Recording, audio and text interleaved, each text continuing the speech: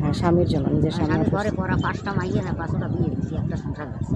5টা বিয়ে দিয়ে দিয়েছেন। পোলা নাই, জায়গা জমি নেই, এই আমি স্বামী দিয়েছি। এখন আপনার ঘরে আছে কে কে? আছে মোট খালি মোট পানির মধ্যে না আছে এই গাছে ফসলের গাছে পড়িয়ে গেছে, না গেছে এই যে পড়িয়ে গেছে, পড়িয়ে যাওয়ার আর কুমোর ভাঙছে, কুমোর ভাঙানি আমি ঘরা যাওয়ার পরে ডাক্তার করে দিয়েছে। এখন সে অসুস্থ, তার চিকিৎসার জন্য আপনার টাকা দরকার, এবং সেই সাথে হচ্ছে আপনার এই মানে নিজেরও চলার দরকার হচ্ছে, নিজেদের খাওয়া।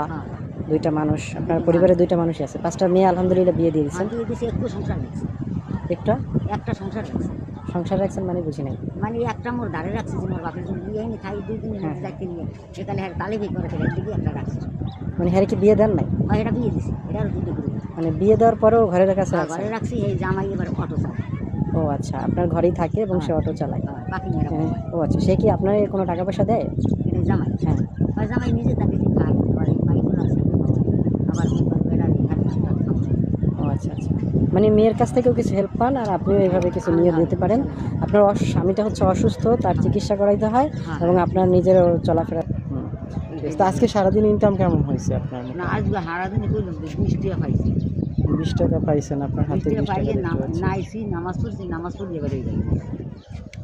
আল্লাহ যেন বালা মুসিবত দূর করে, আল্লাহ যেন বেশি বেশি দেয়, আল্লাহ রহমত করে যেন, আল্লাহ যেন গায়ে বিষলে ভালো রাখে।